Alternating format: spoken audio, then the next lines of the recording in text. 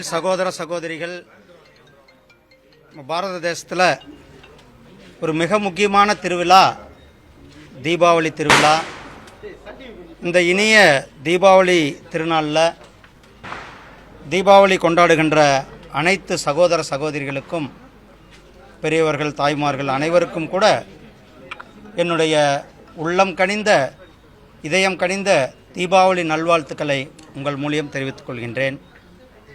சகோதரர்களே, இந்த தீபாவளி திருநாள் நம்மளுடைய மாண்புமிகு பாரத பிரதமர் திரு நரேந்திர மோடிஜி அவர்கள் உள்ளூர் பொருள்களை ஊக்குவிக்க வேண்டும் என்று இந்த நாட்டிற்கு ஒரு அழைப்பு விடுத்திருக்கிறார்கள்.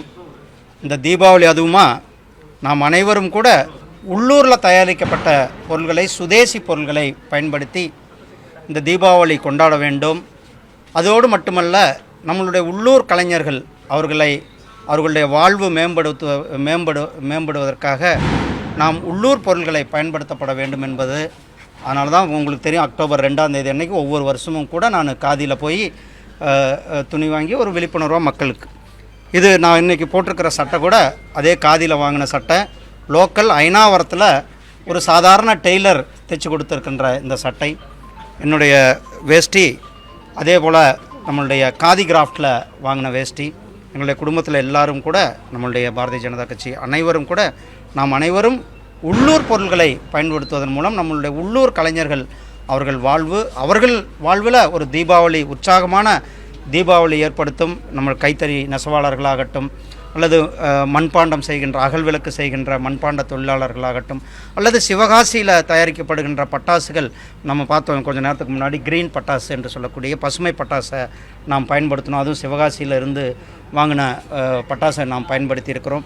இதுபோல் உள்ளூர் பொருள்களை பயன்படுத்துவதன் மூலியமாக நம்மளுடைய உள்நாட்டு உற்பத்தியை பெருக்குவதோடு மட்டுமல்லாமல் உள்நாட்டு நம்மளுடைய கைவினைஞர்களுடைய வாழ்வு மேம்படும், அவர்களுடைய பொருளாதாரம் மேம்படுவதற்காக நாம் அனைவரும் கூட இந்த தீபாவளி நாளில் உள்ளூர் பொருள்களை பயன்படுத்துவோம், உள்ளூர் பொருள்களை வாங்குவோம் என்ற அந்த சபதத்தை இந்த தீபாவளி நாளில் ஏற்று நம்முடைய மாண்புமிகு பிரதமர் திரு நரேந்திர மோடிஜி அவர்களுடைய அழைப்பை நாம் அனைவரும் பின்பற்றுவோம் என்று கேட்டுக்கொண்டு, சகோதரர்களே, இந்த தீப திருநாள் ஒரு மிகப்பெரிய அசுரனை வீழ்த்தி கிருஷ்ண பரமாத்மா அந்த தீபாவளியை கொண்டாடுகின்ற இந்த நாள்.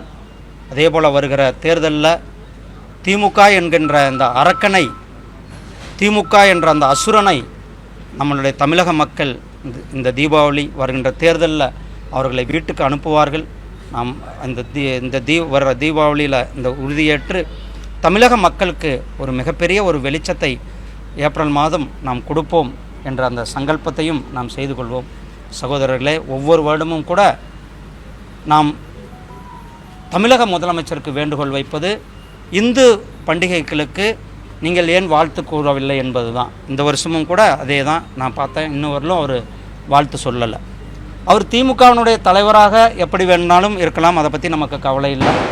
ஆனால் ஒரு முதலமைச்சராக அனைத்து தரப்பு மக்களையும் அவர் சரிசமமாக பாவிக்க வேண்டும், அனைத்து மக்களையும் சரிசமமாக அனுசரித்து செல்ல வேண்டும். அதனால் இந்து மக்கள் கொண்டாடுகின்ற பண்டிகைகளுக்கும் கூட அவர்கள் வாழ்த்து சொல்ல வேண்டும் என்று மக்கள் எதிர்பார்க்கிறார்.